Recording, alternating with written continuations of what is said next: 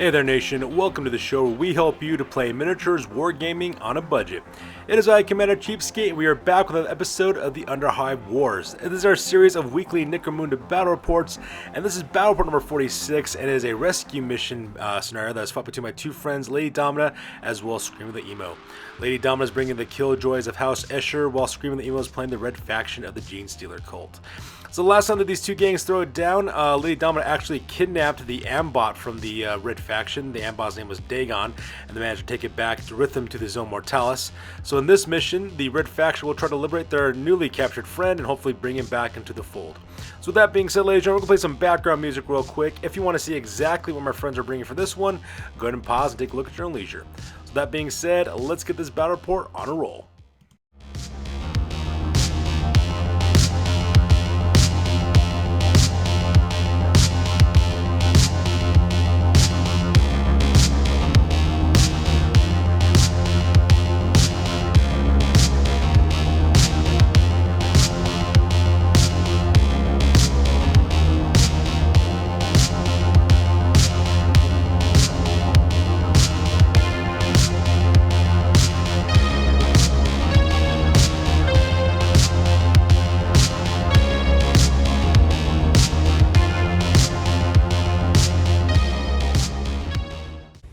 Ladies and gentlemen, boys and girls, dying times here. Alright, so the scenario rules for this one is called Rescue Mission. For the crew, the attacker gets the entire gang, while the defender starts off with randomly 5 chosen fighters to act as sentries. The rest of the gang is acting as reinforcements. Lady Domina will be the defender on this one, while my friend Scream the Emo will be the attacker. For the deployment, the defender sets up their fighters anywhere on the battlefield, and the attacker must deploy within 2 inches of any table edge and may use all the edges to his deployment area. The objective is for the red faction to free their captured friend, which is Dagon the Ambot. Once they manage to free him, what they have to do now is have the entire gang escape. They must get within 1 inch of any table edge, and if they do so, they do manage to escape. For the reinforcements, the defender gets D6 reinforcements after the alarm is raised for the scenario during the end phase as well. For the rewards, for experience, each participant receives 1 point of experience, as well as 1 point goes to the captive if that captive manages to escape. Also, the attacking leader also gets +1 experience point if all the captives manage to escape off the table. For reputation, +2 reputation for the attacker, for every single captive who does manage to escape, and for every captive who does manage to escape, the defender loses 1 point reputation as well, and of course, if any gang bottles out, they lose 1 point reputation as well. So with the scenario rules over, let's go and take an overhead shot of the battlefield to talk about the battle plan real quick.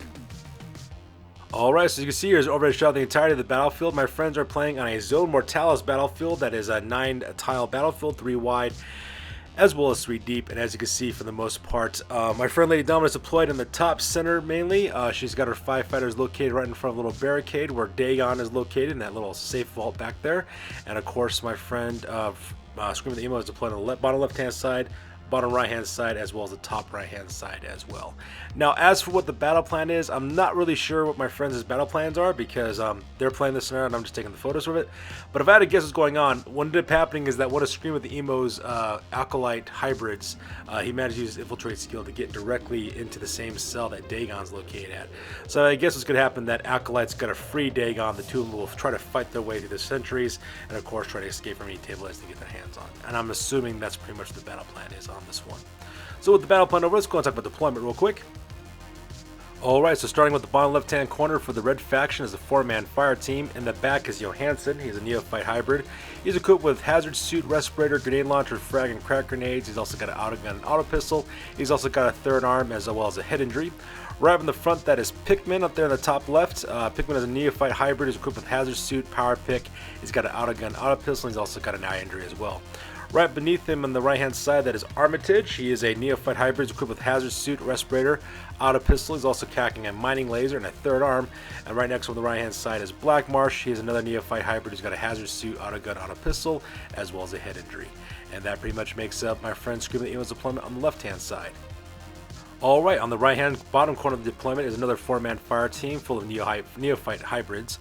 Up in the front there, that is Innsmouth. He is neophyte hybrids equipped with hazard suit. He's got a chainsword, autogun, as well as an auto pistol. Right next on the right-hand side is Arkham. He is another neophyte hybrid. He's equipped with hazard suit, power maul, autogun, as well as an auto pistol. He's got the specialist ability, and he's also suffering from 2 head injuries, so he's all kinds of messed up. Right there in the back on the right-hand side, that is Reed. He's another Neophyte hybrid. He's a hazard suit, web gun, auto gun, as well as an auto pistol. And finally, on the right backhand side there, we have Jorgensen, who is a Neophyte hybrid. He's equipped with hazard suit. He's got an auto gun, frag grenades, as well as a fighting knife. And that pretty much makes a deployment here on the right-hand side for Scream of the Emo. Meanwhile, on the center of the battlefield, stuck in that little alcove there, using the infiltrate special rule, is Simon Black. Oh, sorry, not Simon Black. His name is Benjamin Marsh. Is his name. He is a hybrid alkalite. He's got a hazard suit as well as an auto gun, auto pistol. He's also got a respirator. He's also packing a heavy rock saw, and he's got the infiltrate, backstab, third arms abilities as well as a head injury. And he's right there next to Dagon. And Dagon, of course, is an ambot with tunneling claws, and that's the guy that just got captured who they're trying to save. So use this infiltrate spell ability just to get right in there real quick so that way he can free his friend. And finally, deployed in the top right hand corner of the battlefield in the back, that's Simon Black. He is a hybrid alkalite. He's equipped with hazard suit, auto gun, auto pistol. He's got a fighting knife as well as a respirator. He's also carrying a cult icon. He's got the Berserker skill as well as a third arm. And then leading him is two members of Aberrants. On the left-hand side is Zadok Allen. He's an Aberrant equipped with mesh armor, power hammer. He's got the unstoppable specialist skills as well as he's got humiliating injury. And right next to him on the right-hand side is Wilbur Whately. He is an Aberrant who's got mesh armor, a power hammer. He's got the unstoppable skill as well as an enfeebling injury. And that pretty much makes a deployment for Scream of the Emo. Alright, so for my friend Lady Domina, for her Killjoys, here's a little 5-man posse that makes up her sentries. Over on the left-hand side is her brand new brute, that is Meridian the Ten Eyes. It's a Escher Chimerics. It's got a gaseous eruption breath. It's got razor-sharp claws as well as scaly hide. It's got the regeneration special ability as well as crushing blow special ability as well. Right in the front there is Yauko the Pyro, who's another ganger who's equipped with flak armor. She's got a grenade launcher with frag and crack grenades. She's got a power sword as well as a drop rig. In the center there, that is Trixie. She's a ganger who's armed with flak armor. She's got a last gun, chainsword, last pistol, as well as frag grenades. Up in the front there, that is Harlow on the right-hand side. She's a juvie. She's got flak armor, a last gun, and stub gun with shock whip. She's got a drop rig, dum-dum rounds, as well as Kimsynth. And right next on the right-hand side is One Shot Blonde. She's also another ganger with flak armor, a last gun, and last pistol, and she also has a drop rig as well. And that pretty much makes up Lady Domina's deployment for this one. So with deployment over with, we go directly to the top of turn number 1, and both of my friends roll off for initiative to see who will go first. Alright, so we go directly to the top of turn number 1, and the Genestealer Cults manage to get the initiative on this one. So Scream of the Emo goes first, and for his very first activation, he activates Benjamin Marsh, his Acolyte hybrid there. And basically, since he's within 1 inch of Dagon, he decides to do a basic action in order to free his friend, and just like that, Dagon the Ambot is now completely free at this point. So with that, we go directly to Lady Domina's turn, and because my friend Lady Domina as well as Scream of the Emo rolled both d6s in order to control the sentry, Lady Domina manages to secure the sentry on this one, so because that, she turns her 180, moves her back a couple inches directly to look at Dagon as well as Benjamin Marsh. And since she saw those guys and she passed her spot check, just like that, the alarm is raised. That's why we got the little misfire die there to represent that happens. So because of that, she immediately makes a shooting attack directly at the two of them. And so the first thing she decide to do is lob a hand grenade, a frag grenade, directly into the two of them. The hand grenade goes off, and as you can see there, it catches both Dagon as well as Benjamin Marsh within the 3-inch blast radius. Now, unfortunately for Lady Domina, she did not manage to wound any of these guys, but she did manage to hit as well as pin them. So right now they're both laying prone face up for the next part, which means that they both will have to waste some basic action to get back on their feet again. And that pretty much makes up Lady Domina's first activation. So from there we move on directly to Scream of the Emo, who then decides to do a group activation next. He activates Simon Black, who uses his cult icon to activate both Zadok Allen as well as Wilbur Whately, the Aberrants. And as you can see in this photo, both the entire 3-man group decided to do double movements all the way directly to the top of the little entryway there, heading directly to the right-hand flank of the Killjoys. So you can see Wilbur Whately and Zadok Allen are taking point, and right behind them is Simon Black, because he does not move as fast as these Aberrants do. Alright, so up next, Lady Domina then decides to activate Meridian the Ten Eyes, her Escher Chimerics. He spends a simple action to move up right next to Trixie and does a basic action to open fire with his gaseous toxic breath, and just goes full blast with the full blast template directly onto Dagon as well as into Benjamin Marsh. Unfortunate for Lady Domina though, she did not manage to wound these guys, so because of that, they are still currently pinned.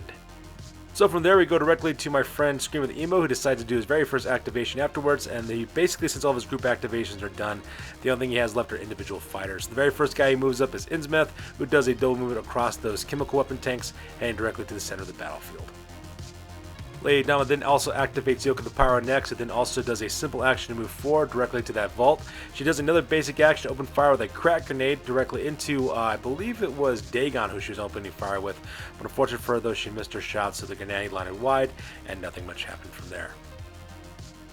Meanwhile, across the table, Scream of the Emo then activates Arkham, who does a double movement to catch up right directly to Innsmouth, and they're starting their assault towards the center of the table. So Lady Domina then activates One-Shot Blonde, who turns over to the left-hand side to take a basic action to aim her last gun, and another basic action to open fire with it, giving her +1 to hit directly into Zadok Allen. Unfortunately for her, though, she does miss her shot, so nothing much really happens from there.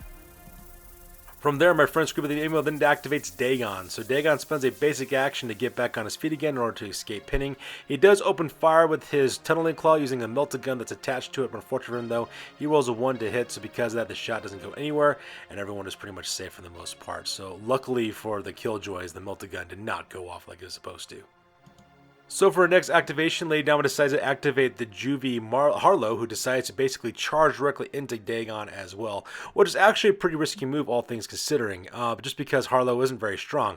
She only's got a strength of 2. However, at the same time, it's not also that much of a risk, and the reason why is because Harlow does have 2 attacks. She does have a stiletto knife as well as a shock whip, and plus she's also charging directly into combat as well, giving her additional attack as well. She does have 3 attacks going directly into Dagon. And the reason why this is also important as well is because she also has Kimsynth as well, and she decides to activate that to make the toxin special ability off of her weapons even count even more so. And if she managed to sneak past his toughness, she could actually put this guy in some injury rolls and actually put him out of action. So because of that, she does a suicide charge with Harlow directly into Dagon, and she also launches her attacks. Unfortunately for Harlow though, none of her attacks land any successful blows on that part, so Dagon is perfectly fine. He then of course counterattacks with his tunneling claw and puts a serious injury directly onto Harlow, as well as 2 flesh wounds. So things are not looking very good for Harlow at this point.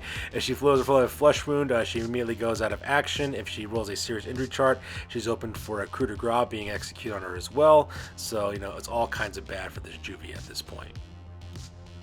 So with all of Lady Domina's activations over with, the rest of the turn is just actually spent for Scream of the Emo. As you can see on this right hand side as well, Jorgensen as well as Reed, they just basically kind of double movement as well to catch up with the rest of the fire team here on the right hand side of the battlefield. At the same time over here on the left hand side, Pikmin, as well as Armitage, as well as Black Marsh, as well as Johansson, they all just move up as quick as they can, doing double movements over here on the left hand side of the battlefield as well. So with the action phase over with, we go directly to the end phase. And during the end phase, Lady Domina does make a recovery roll for Harlow. She rolled another flesh wound, so because of that, she goes immediately out of action and suffers a grievous injury as well. So she goes directly into recovery, getting the very first loss for the Killjoys at this point. So during the rest of the end phase, Lady Domina does manage to get 3 reinforcements. So over here on the left hand side, she decides to deploy her leader Furia as well as Nocturna, her ganger, over to the top right hand corner of the battlefield, and a perfect flank charge directly towards Simon Black here on the right hand side. As for a third fighter though, Raven was the one who was selected next, and according to the rules, of course, because she rolled low in the D6, Scream of the Emo decides to deploy anywhere he wants. And as you can see on this table edge here, the way the battlefield is set up, there is no exit point for Raven in order to get away and to engage herself in the battle as well. So because of that, Scream of the Emo lands Raven right there in that little hallway. There is no entryway for her to go through. There is no air duct for her to sneak through as well. Things are not looking very good right now for this fighter. As you can see, she's completely cut off from actually getting access at all into the rest of the battlefield. So because of that, she's just kind of like by herself, just standing there unable to do anything, which is a really bad spot for her to be in as well. So with the end phase over with, we go directly to the end of the turn. Alright, so here's an overhead shot of the battlefield at the end of turn number 1. As you can see, pretty much for the most part, a lot of the action is taking place there in that vault on the very top of the screen. As you can see, Lady Domina is being threatened to being overran. She's got 3 different fire teams moving onto her position as well, being assaulted from the right hand side by Aberrants, being assaulted from the bottom by 2 teams of fire teams of 4 neophyte hybrids. She also has got to worry about Dagon as well as another acolyte hybrid up in the vault as well. And to make matters worse, there's actually a little blind spot in the bottom left hand corner where fighters can be deployed at, which really puts her fighters out of position and won't be able to help her out as well. So things are looking kind of rough right now for the Killjoys. So with the end of turn number 1, we go directly to the top of turn number 2, and both Lady Domina as well as Scream of the Emo roll off for initiative to see who has priority. So with that, we go directly to the top at turn number 2, and once again, Scream of the Emo managed to get the initiative on this one, so the Genestealer Cults go first. And once again, my friend Scream of the Emo decides to do group activation with Simon Black, who then uses his cult icon and champion status to activate Zadok Allen as well as Wilbur Whately. Now, Wilbur Whately as well as Zadok Allen both declare charges directly into one-shot Blonde, but unfortunately for them, though, they just missed her by an inch for Wilbur Whately and 2 inches by Zadok Allen. So because of that, they're just landed short of that, so they just run as quick as they can across the battlefield, but that pretty much makes up their action for the most part. And at the same time, you can see that Simon Black decides just to move up his normal moon allowance, and he decides to open up with his autogun directly into one-shot Blonde with his autogun. So when Simon Black opened up with his autogun, he did manage to hit her 3 times with the 3 bursts from the rapid fire. 2 of them wounded, while the other one did nothing for her. So because of that, when it came to the injury dice, one-shot Blonde actually suffered 2 serious injury results. Because of that, she goes crashing to the ground face down, and she is currently bleeding out, which is a bad spot for her to be in, because if she gets charged at, she could get finished off with a coup de grace, which is absolutely terrifying. And because one-shot Blonde was so close to everybody within 3 inches had to take a cool test. Unfortunately, Domina Yoko the Pyro, as well as her new Chimerics, Marine the Ten Eyes, both those fighters failed their cool tests, and they ran over at 8 inches as well as 7 inches respectively to the left-hand side in order to escape as well. So they are currently broken, and they are currently fleeing for cover, which is a really bad idea for them. So in exchange, my friend Lady Down decides to send in Trixie. She activates her and actually does a counter charge, charging directly into Zadok Allen, engaging that character in close combat as well in order to protect her friend one-shot Blonde from actually being overran and finished off with a coup de grace. Unfortunately for Trixie, though, not much really happened in the combat phase for her. She did manage to cause one wound onto Zadok Allen, which is good because he's about halfway dead. However, Zadok Allen took his power hammer and just smashed it directly into Trixie's skull. So because of that, Trixie did suffer a serious injury result, so she goes crashing down, face to the ground, face down, and she's also suffering a flesh wound as well. So things are looking very, very bad for Lady Domina at this point. So Scream of the Evil decides to go next, and the first thing he does is he activates Dagon, who charges directly into one-shot Blonde and finishes her with a coup de grace. And to make matters worse, when they roll for an injury on this one, they rolled a 66, which means a memorable death. And just like that, one-shot Blonde is immediately killed as Dagon takes her skull and crushes it within his tunneling claw and sending her to the hereafter. And to make matters worse, the Eschers do not have a Stinger Mold Sprawl anymore, so because of that, they can't bring their friend back from the dead either.